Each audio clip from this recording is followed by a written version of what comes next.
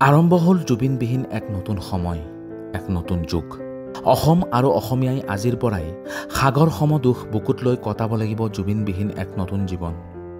কাৰণ অসম আৰু অসমীয়াৰ হৃদস্পন্দন জুবিন গাৰ্গ আজি পঞ্জীভূতত বিলীন হৈ গ'ল। মাটিত মিহলি হৈ গ'ল জুবিন নামৰ সেই স্বাধীন নিৰ্ভীক মহান আৰু যাদুকৰী সত্তা। সোণাপুৰৰ সেউজীয়া আৱৰা ভূমিত জুবিনে চিৰদিনৰ বাবে বিশ্ৰাম ল'লে।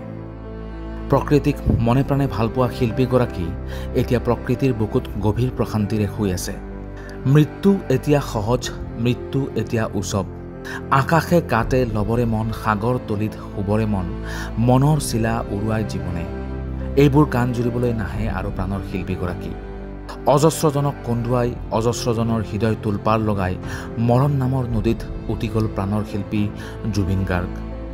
অসমীয়াৰ বুকুত চিৰযুগলৈ শোকৰ হেন্দোলনি তুলি তেওঁ অজান দেশলৈ গুচি গ'ল। জুবিনৰ চিতাত দপদপাই জ্বলি উঠা জুইৰ উত্তপ্ত শিখা দেখি আজি আকৌ এবাৰ ৰৈ ৰৈ বিনালে অসম আৰু অসমীয়াই। চিতাৰ পৰা ওলোৱা আকাশমুখী ধোঁৱাৰ সাক্ষী হৈ অগণন জনতাই গায়, মায়াবিনী ৰাতিৰ বুকুত দেখা পালোঁ তোমাৰ ছবি, ধৰা দিলা গোপনে আহি হিয়াৰ কোণত।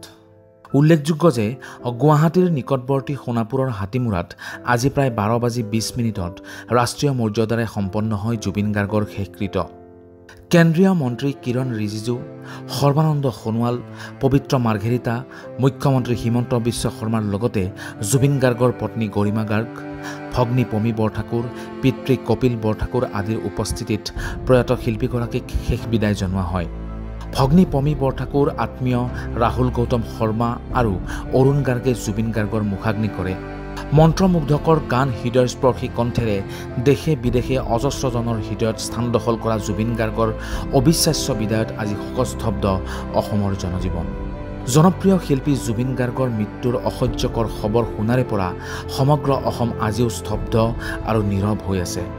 প্ৰাণৰ শিল্পীগৰাকীৰ নশ্বৰদেহ গৃহভূমিত উপস্থিত হোৱাৰে পৰা যোৱা দুদিনত অসমৰ প্ৰতিটো জাতি জনগোষ্ঠী, প্ৰতিটো প্ৰজন্মৰ লাখ লাখ লোক স্বতঃস্ফূৰ্তভাৱে ওলাই আহি জুবিন গাৰ্গক শেষ বিদায় জনায়।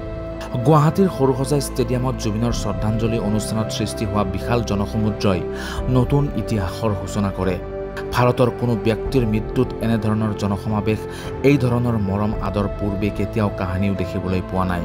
লুইতৰ পাৰত এই ধৰণৰ জনসমুদ্ৰ হয়তো কেতিয়াও অসমবাসীয়ে প্ৰত্যক্ষ নকৰিব।